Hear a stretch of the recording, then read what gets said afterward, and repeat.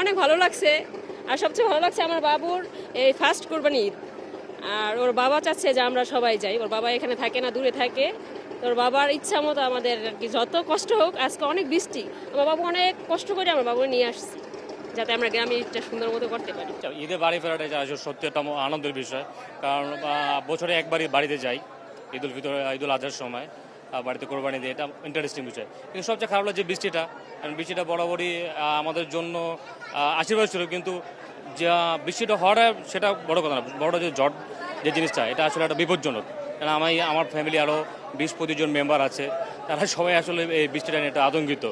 তো সর্বোপরি আলহামদুলিল্লাহ ভালোই লাগতেছে, চারদিকে মুখর পরিবেশ, ভালোই লাগতেছে আলহামদুলিল্লাহ। বাড়িতে যাওয়ার অনুভূতি তো খুবই ভালো। আমি বাড়িতে যাচ্ছি, খুবই খুশি, কিন্তু বৃষ্টি আর এদিকে খুবই মানুষ জনজট, কেবিন পাচ্ছি না ঠিক মতো, এই। কিন্তু বাড়িতে যাওয়ার খুশিটা খুব।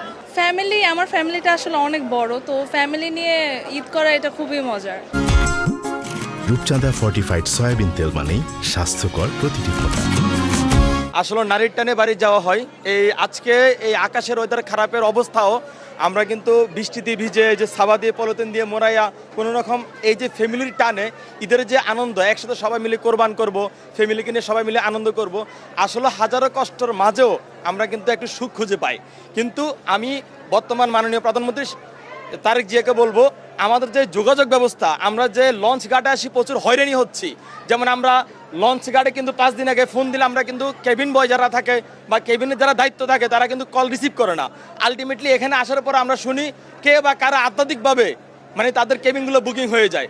আমরা কী বা কেবিন পাই, বা যতটুকু যাত্রীর ধারণ ক্ষমতা তার চাইতে প্রচুর যাত্রী নিয়ে মানুষ ঝুঁকি নিয়ে মানুষের বাড়ি ফেরা হচ্ছে। তো আমি বর্তমান মাননীয় প্রধানমন্ত্রী তারেক জিয়াকে বলবো যে এই যোগাযোগ ব্যবস্থা, যারা প্রত্যন্ত অঞ্চলে, যারা সাগর ওই পারে যারা বসবাস করে, তাদের যোগাযোগ ব্যবস্থা আরও উন্নত হয়। ঈদমুখী যারা ঘরমুখী হয় তাদের জন্য যেন আরও অতিরিক্ত লঞ্চ দেওয়া হয়, এই প্রত্যাশা আমি সবাই টিভির মাধ্যমে সারা বাংলাদেশের সকল জাহাজমুখী যারা লঞ্চ চলাচল করে তাদের জন্য সুব্যবস্থা করা হয়।